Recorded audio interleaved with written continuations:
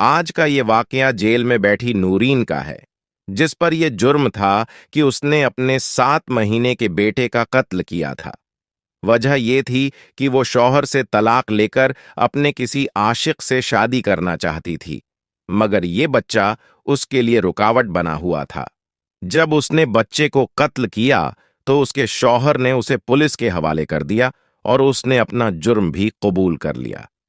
अब 1 महीने बाद उसे सजाए मौत हो जानी थी और मेरी ड्यूटी उसी औरत के साथ लगाई गई थी। आज नूरीन का शौहर उससे मुलाकात करने आया हुआ था। वो कहने लगा, नूरीन, तुमने हमारे बच्चे के साथ कितना जुल्म किया है। मैं मानता हूं कि तुम्हें मुझसे नफरत थी, मगर तुमने इस बच्चे की जान क्यों ली? मेरे कानों में अब भी मेरे बच्चे की हंसी गूंजती रहती है। मैं तड़पता रहता हूं। एक लम्हे के लिए भी मेरी आंखों के सामने से अली की शक्ल नहीं हटती। मुझे वो बहुत याद आता है। नूरीन, तुमने ये सब क्यों कर दिया? तुम अगर इससे जान छुड़वाना चाहती थी तो तुम उसे मेरे सुपुर्द करके चली जाती, मैं अफ्तक न करता, मगर तुमने मेरे बच्चे की जान क्यों ली? नूरीन का शौहर फूट फूट कर झारो कुतार रोए चला जा रहा था। ये मंजर देखकर मेरा दिल कटने लगा था। फिर उसका शौहर बोला, मैं जानता हूं तुम हामिद को पसंद करती हो। इसी की वजह से तुमने अपने बच्चे को मारा है ताकि मैं फिर तुम्हें तलाक दे दूं और तुम उससे शादी कर लो। मगर तुम्हें ये इल्म कहाँ था कि तुम जेल की सलाखों के पीछे आ जाओगी? अब मुझे बताओ, मैं क्या करूं, मैं कहाँ जाऊं? तुमने तो अपने इश्क के आगे मेरा हंसता बसता घर उजाड़ के रख दिया है। तुमने मेरा बच्चा मार दिया है और अब तुम जेल में बैठी हो। नूरीन अब भी कुछ नहीं बोली थी, जबकि उसका शौहर ऐसे ही उदास बातें करता रहा और फिर 1-2 घंटे बाद उठकर चला गया। तब मुझे सारी कहानी समझ आई कि एक मां की आंखों पर मोहल्ले के लड्याचके के इश्क की पट्टी बंधी हुई थी, जिसकी वजह से उसने अपने बच्चे की जान ली थी। उसे अपने बच्चे पर जरा भी तरस नहीं आया था। मुझे नूरीन से मजीद नफरत होने लग गई थी। 2-3 दफा मेरे सामने ही नूरीन के साथ कैदी औरतें लड़ने लगी थीं, मगर मैंने उन्हें रोकने की कोशिश नहीं की। 1-2 औरतें नूरीन को रोजाना मारतीं, मगर मैं अनदेखी करके खदधी रहती। दरअसल ये सब देखकर मुझे सुकून मिलता था। खैर, काफी दिन गुजर गए। नूरीन अभी तक बिल्कुल चुपचाप थी, खामोश रहती थी। एक दिन नूरीन की एक मुलाकात आई।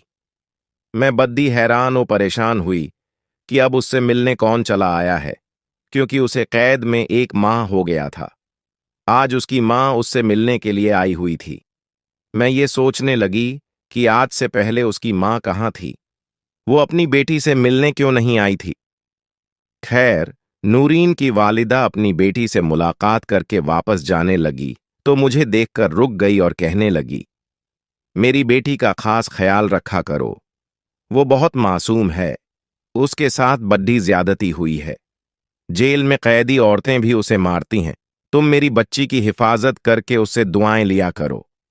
मैं माथे पर बल डालकर बोली, अगर तेरी बच्ची इतनी ही मासूम होती तो अपने बेटे को ना मारती, अपने आशिक के लिए। ये बात सुनकर नूरीन की अम्मी की आंखों में आंसू आ गए। वो बोली, मेरी बेटी बेकसूर है।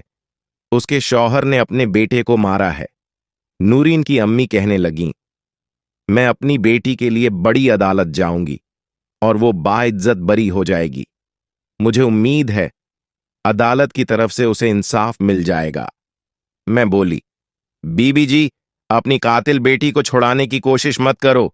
ये बरी हो गई तो यकीनन तुम इसकी शादी आगे कर दोगी और वहां बच्चे पैदा होंगे तो फिर ये उनको भी मार देगी। सारा गुनाह तुम्हारे सर पर चढ़ेगा। मुझे ये बताओ, जब अल्लाह ताला कयामत वाले दिन तुमसे पूछेगा तो तुम क्या जवाब दोगी? नूरीन की अम्मी ने मुझे अजीब नजरों से देखा और बोली, तुम खुदा नहीं हो। तुम एक लेडी कांस्टेबल हो। जो तुम्हारी ड्यूटी है उसे ही अच्छे से निभाओ। इतना कहकर वो चली गईं, जबकि मुझे गहरी सोच में डाल गईं। उनकी बात सच भी तो हो सकती थी। क्या पता सच में नूरीन बेकसूर हो। अब अगर कोई कैदी औरत नूरीन के साथ बदतमीजी करती तो मैं फौरन उसे रोक देती थी और यही कहती थी कि उसके साथ ऐसा सुलूक न करो। अब उस पर कोई भी हाथ नहीं उठाता था। मैंने देखा कि नूरीन हर वक्त उदास और परेशान सी रहती थी। शायद उसे अपने बच्चे की जान लेने का दुख था। इसी तरह कुछ दिन और गुजरे तो एक लड़का नूरीन से मिलने आया हुआ था। मैंने पूछा कि तुम्हारा नाम क्या है, तो वो कहने लगा, मैं हामिद हूं। ये बात सुनकर मेरे कान खड़े हो गए। यकीनन ये नूरीन का आशिक था। मैंने इन दोनों की मुलाकात करवा दी और इस बार भी मैं पास ही खड़ी थी। मुझे बड़ा तजस्सुस था कि आखिर ये क्या बातें करते हैं, इसीलिए मैं जानबूझकर उनके आसपास ही चक्कर लगाती रही। हामिद बार बार यही कह रहा था, नूरीन, तुमने अपने बच्चे की जान लेकर अच्छा नहीं किया। तुम मुझे पसंद करती थीं, मुझे भी तुम अच्छी लगती थीं, मगर इसका ये मतलब तो नहीं था कि तुम अपने बच्चे की ही जान ले लेती।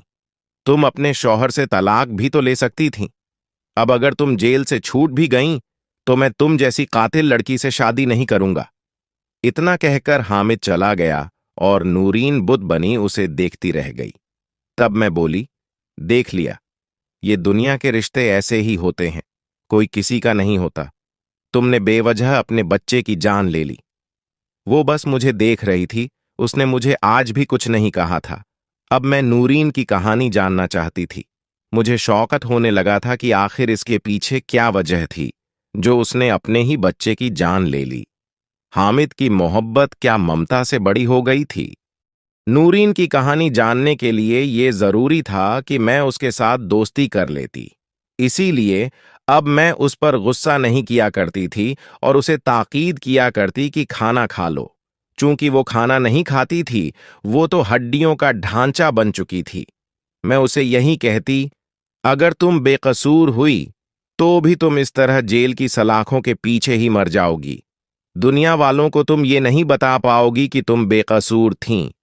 वो ये सब सुनती रहती और फिर एक दिन मुझसे कहने लगी, मैं जिंदा नहीं रहना चाहती, मैं ऐसी जिंदगी नहीं जीना चाहती, मुझे ये दुनिया ही अच्छी नहीं लगती। अब मुझे महसूस हुआ था कि नूरीन की खामोश रहने के पीछे वजह यही थी कि वो डिप्रेशन का शिकार हो चुकी थी। जाहिरी सी बात है, इंसान वक्ती मोहब्बत के जाल में फंसकर अगर अपने बच्चे को नुकसान पहुंचा भी दे, तो वो बाद में ये सब सोच सोच कर ही पागल हो जाएगा। मगर अब वो उसे याद करती थी। शायद उसे अपने बच्चे को मार देने का सदमा हो गया था। फिर एक दिन उसकी मां आई। उसकी अम्मी ने कहा, मैं बड़ी अदालत में तुम्हारा केस लेकर जाऊंगी। मगर नूरीन ने अपनी अम्मी को अपने सर की कसम दे दी और कहा, आप मुझे सजा काट लेने दें, मैं बरी नहीं होना चाहती। मगर फिर भी उसकी अम्मी ने अपनी बेटी के लिए अदालत में दोबारा अपील कर दी। पहली पेशी पर मैं उसके साथ नहीं गई, क्योंकि दूसरी कांस्टेबल चली गई थी। जब वो पास आई तो मैंने पूछा, तुमने जज साहब से क्या कहा? तो नूरीन मेरी आंखों में आंखें डालकर बोली, मैंने अदालत के सामने एतराफ़े जुर्म कर लिया है और उनसे कहा है कि मेरी सजा फांसी से कम नहीं होनी चाहिए। उसकी बात सुनकर मैं एकदम से चौंक गई और परेशान हो गई। तब वो कहने लगी, जब मेरा अली ही जिंदा नहीं तो मैंने जीकर क्या करना है? फिर मैं बोली, तुमने अली को कत्ल क्यों किया था?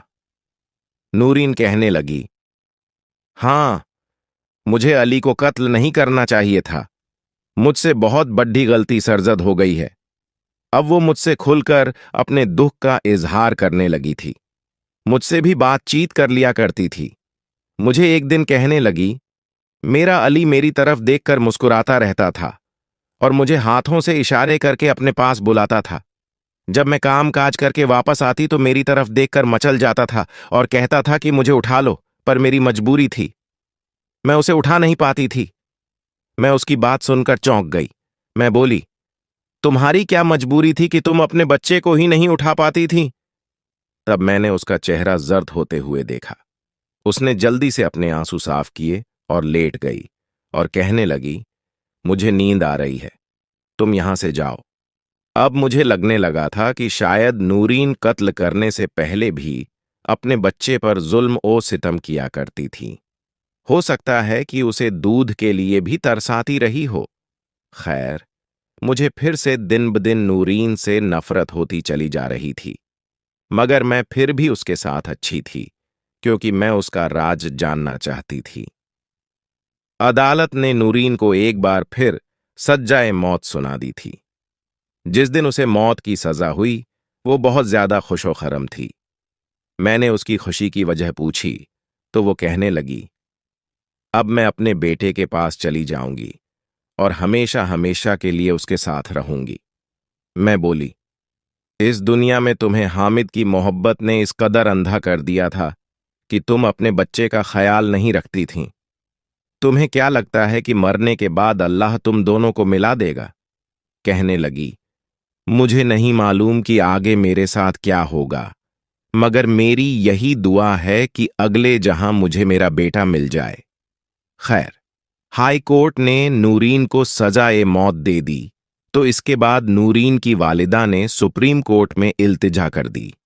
जब उसकी अम्मी उससे मिलने आई, तो वो अपनी अम्मी से लड़ती झगड़ती रहती थी। कहने लगी, आपने ऐसा क्यों किया? फिर से आपने मेरे लिए अदालत का दरवाजा क्यों खटखटाया है? मैं जीना नहीं चाहती। मैं चाहती हूं कि अपने बेटे के पास चली जाऊं, और आप हैं कि बहाने बहाने से मेरी सजा मुआफ करवाने के चक्करों में हैं। मैं जिंदा नहीं रहना चाहती।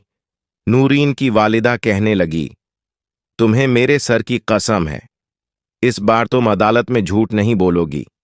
तुम्हें एक एक बात सच बतानी होगी। नूरीन खाली खाली नजरों से अपनी वालिदा को देखती रह गई। 12। खैर, कुछ दिनों के बाद सुप्रीम कोर्ट में पेशी थी। इस बार नूरीन के साथ मेरी ड्यूटी लगी हुई थी। मैं नूरीन को लेकर अदालत पहुंच गई। सुप्रीम कोर्ट के जज साहब ने नूरीन से बयान लिया, तो नूरीन अभी भी यही कह रही थी कि उसने ये जुर्म किया है। जज साहब ने नूरीन का मेडिकल कराने की तजवीज पेश कर दी। उन्होंने कहा कि नूरीन के मेडिकल की रिपोर्ट्स मुझे चाहिए। अदालत अगली तारीख तक मुलतवी हो गई। मैं नूरीन को लेकर वापस जेल आ गई और उसका मेडिकल कराने की तैयारी करने लग गई। मैंने नूरीन से पूछा, आखिर ऐसा क्या हो सकता है कि जज साहब को तुम्हारा मेडिकल कराने की जरूरत पड़ गई है? तब नूरीन बोली, मुझे नहीं मालूम। मैं अपना मेडिकल नहीं करवाना चाहती और न ही ये चाहती हूं कि मेरी सजा की मुआफी के लिए अपील की जाए। मैं मरना चाहती हूं। मुझे जीना अच्छा नहीं लगता।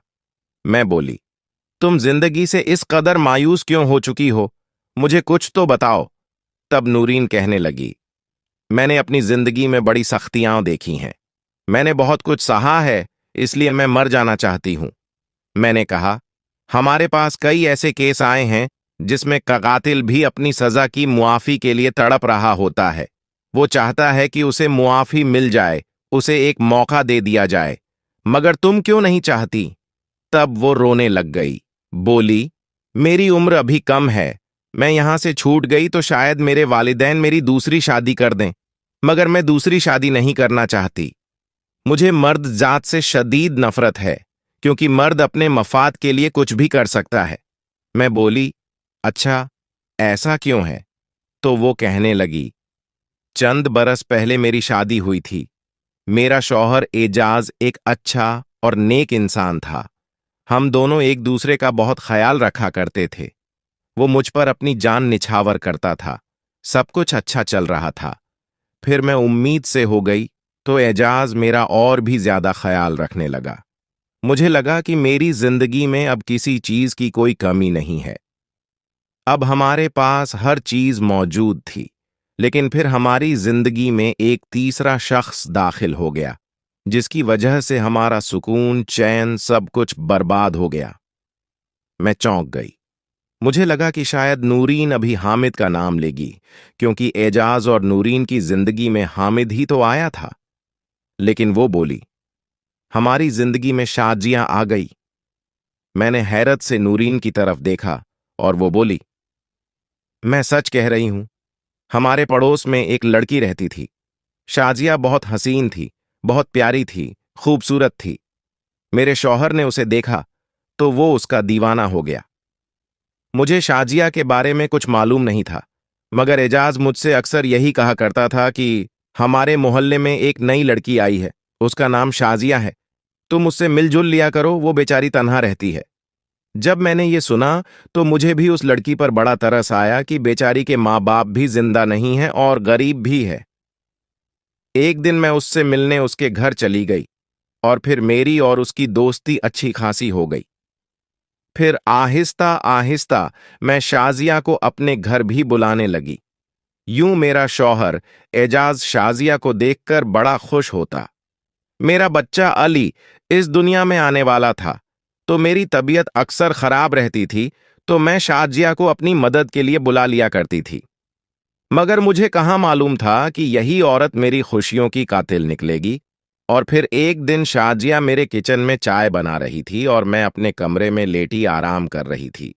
मुझे ख्याल आया कि मुझे भी शाजिया के पास चले जाना चाहिए। मैं आराम कर रही हूं और वो मेरे घर में कामकाज कर रही है।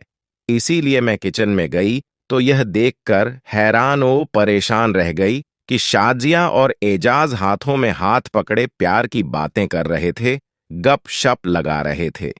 एजाज शाजिया से कहने लगा, मैं तुम्हें बहुत जल्द अपना बना लूंगा। यह सब देखकर तो मैं फट पड़ी। मैं बोली, अच्छा, तो यह सब हो रहा है। मुझे तो लगा था कि शाजिया तुम मेरी दोस्त हो, मगर तुमने मेरी ही जड़ें काट दी हैं। और एजाज, मुझे तुमसे इसकी यह उम्मीद नहीं थी। एजाज ने मेरे मुंह पर थप्पड़ मार दिया। वह पहला दिन था जब उसने मुझ पर हाथ उठाया था। उसके बाद एजाज ने मुझे दिन रात बहुत मारा पीटा, यहां तक कि वह चाहता था कि मेरा बच्चा इस दुनिया में आने से पहले ही खत्म हो जाए।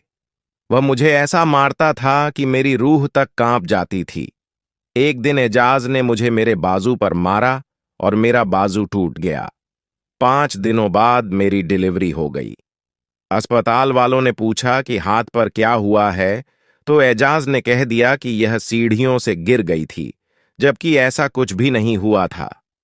एजाज ने खुद मेरा बाजू तोड़ डाला था। मैं अपने बेटे को गोद में उठाना चाहती थी, मगर मुझे अपने बेटे को उठाने के लिए भी दूसरे इंसान के सहारे की जरूरत पड़ जाती थी, क्योंकि मेरा हाथ तो नाकारा हो चुका था। अभी कुछ अरसा पहले ही मेरा हाथ ठीक हुआ था, मगर उन दिनों एजाज सुबह शाम मुझसे यही कहता कि तुम मुझे दूसरी शादी की इजाजत दे दो। मगर मैं उसे शादी की इजाजत नहीं दे रही थी, क्योंकि मुझे डर था कि अगर मेरे शौहर ने दूसरी शादी कर ली तो मेरा घर खराब हो जाएगा, तबाह हो जाएगा। क्योंकि मुझे आखिरी उम्मीद थी कि शायद एजाज को मैं अपने प्यार से दोबारा से अपना बना लूं। वह तो अब भी मेरा दुश्मन बना हुआ था। अगर दूसरी बीवी ले आया तो मेरे साथ क्या सुलूक करेगा। बस यही सोचकर मैं सब कुछ बर्दाश्त करती रही। मैं तो अपने वालिदैन से भी अपने शौहर की शिकायतें नहीं किया करती थी।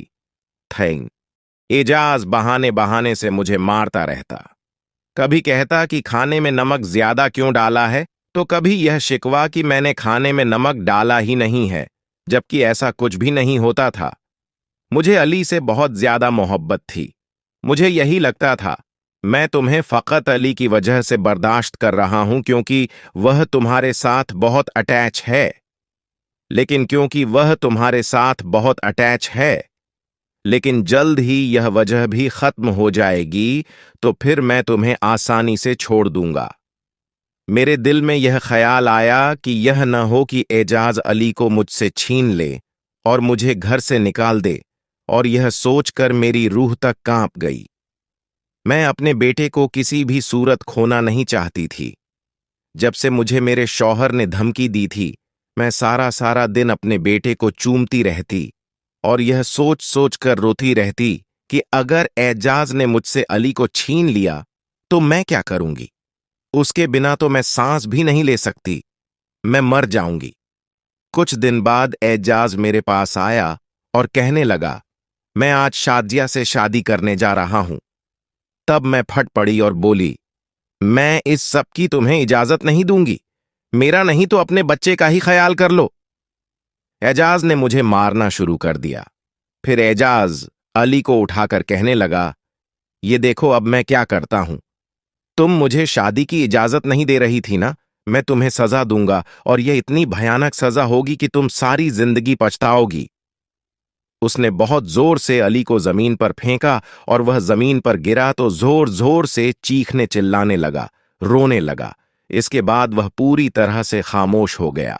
मैं चीखने चिल्लाने लगी, भागकर अली के पास जाना चाहती थी, मगर एजाज ने मेरा हाथ पकड़ लिया। मेरे 7 महीने के नन्हे से अली ने मेरी आंखों के सामने दम तोड़ दिया और मैं एक तरफ खड़ी थी। अली के चेहरे पर दर्द के आसार थे। अली की आंखों में फरियाद थी। वह चाहता था कि मैं उसे उठा लूं और उसे तसल्ली दूं, मगर मेरे शौहर ने मेरा हाथ नहीं छोड़ा। मैं चीखती चिल्लाती रही, रोती रही कि मुझे जाने दो, मैं अपने बेटे को उठाना चाहती हूं। अली चीखते चीखते दम तोड़ गया। तब इजाज ने शोर मचाना शुरू कर दिया कि लोगों, इधर आओ, देखो मेरी बीवी ने यह क्या कर दिया है। मेरी बीवी ने मेरे बेटे को मार दिया है। मोहल्ले वाले लोग इकट्ठे हो चुके थे। एक तरफ अली की लाश पड़ी थी और दूसरी तरफ मेरे शौहर ने मुझ पर यह इल्जाम लगा दिया कि मैंने अपने बेटे को कत्ल करने के बाद अपने शौहर की भी जान लेना चाहा, क्योंकि मैंने मोहल्ले के एक लड़के हामिद से इश्क लड़ाया हुआ है। जबकि हकीकत यह थी कि मैं तो यह भी नहीं जानती थी कि हामिद कौन है। फिर मेरे शौहर ने आसानी से शादी कर ली और फिर जेल में आकर यह ड्रामा रचाया कि मैं कातिल हूं, और पूरा थाना मेरे खिलाफ रहा। और फिर हामिद को भी जानबूझकर यहां भेज दिया ताकि यह बात सच साबित हो जाए कि मेरा उसके साथ चक्कर था। खैर, जब लोगों ने यह मंजर देखा तो पुलिस को फोन करके घर पर बुला लिया।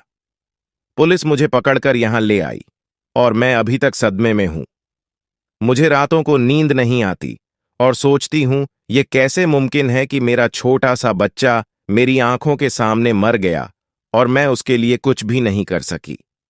उसे तो अभी मैं गोद में भी नहीं उठा सकी थी।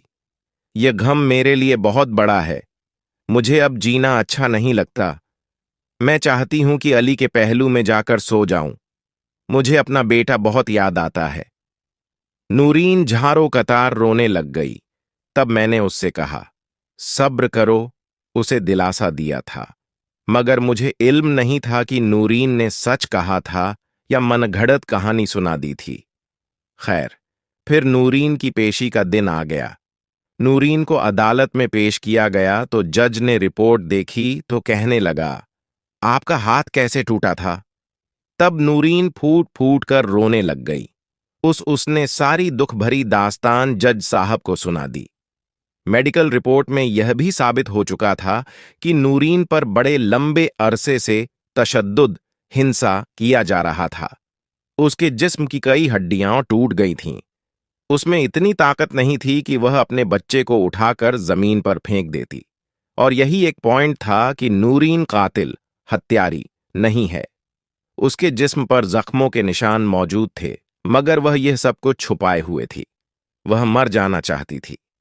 उसका बेटा उससे बिछड़ गया था और सब लोग नूरीन को कसूरवार, दोषी समझ रहे थे, लेकिन वह बेचारी तो बेकसूर, निर्दोष निकली।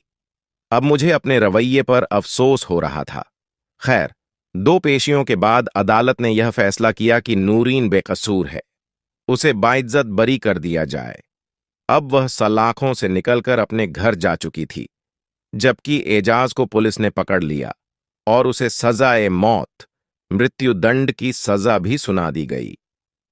नूरीन आज भी अपने बच्चे को याद करके बहुत रोती रहती है। मुझे मालूम है कि उसके साथ बहुत बड़ा जुल्म, अत्याचार हुआ था, ज्यादती, अन्याय हुई थी। मैं तो उसके लिए दुआ करती हूं कि अल्लाह ताला उसे सब्र ए जमील, धैर्य अता फरमाए। आमीन सुम्मा आमीन। इस कहानी से हमें यह मालूम होता है कि हमारे समाज का एक अलमिया त्रासदी यह है कि जब मर्द अपनी मनमानी करना चाहता है तो वह औरत को किसी भी तरह से कसूरवार ठहरा देता है और उसे समाज में बेइज्जत कर देता है ताकि वह जीने के काबिल न रहे। आखिर में दुआ करते हैं कि हमारी जितनी भी बहनें और बेटियां हैं, अल्लाह उन्हें उनके घरों में आबाद रखे, और जो उजड़ गई हैं, जो तलाकशुदा हैं, अल्लाह ताला उनकी जिंदगी में भी आसानी अता फरमाए। आमीन, सुम्मा आमीन। कमेंट बॉक्स में आमीन लिखना न भूलिएगा। शुक्रिया।